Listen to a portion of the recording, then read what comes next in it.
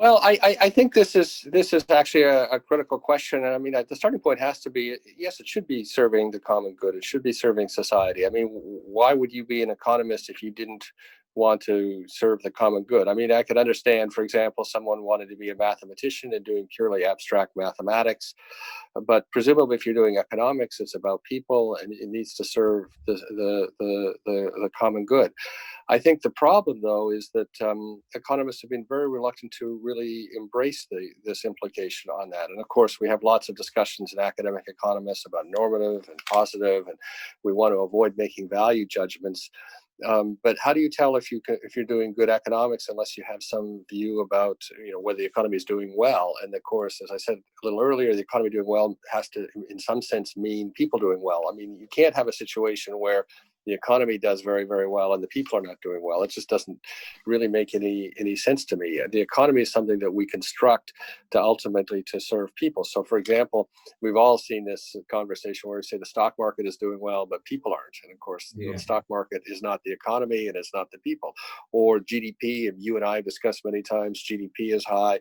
But if GDP is high, does that mean the economy is doing well? How does the economy do well in the absence of people doing well in some way? The problem is once you say, well, people need to do well in a well-functioning economy, you're then led to all sorts of other questions you have to really answer. I mean, what does it mean to do well? You have to define something around the good life in some broad sense.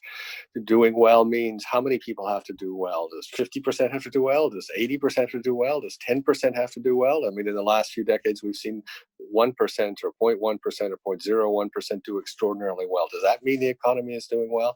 So I think that economics does need to serve the common good. But if we properly address this, and economists properly addressed it, it would force discussion and some answers around very difficult questions. And I think to the extent that economics is not serving the common good, a lot of it is the reluctance of people who are economists, again, the academic economists, who don't really want to confront these questions, who think they're out of bounds. I guess my response to that would little be, well, if those are the questions that matter. So those questions being out of bounds just means that you're becoming more and more irrelevant to it. And of course, that's what we discussed a little earlier in the discussion, which is where the economic engineers, they don't have any choice. They've got to confront these questions because they've got to make decisions that affect millions or billions of people's lives. The academic economists have drifted away from this, and the results have just simply become less relevant. So I would like to see, the academic economists, come together and just be more relevant. But that requires taking on some difficult and at times value-laden questions. Otherwise, there's no real purpose to me to kind of abstract economics.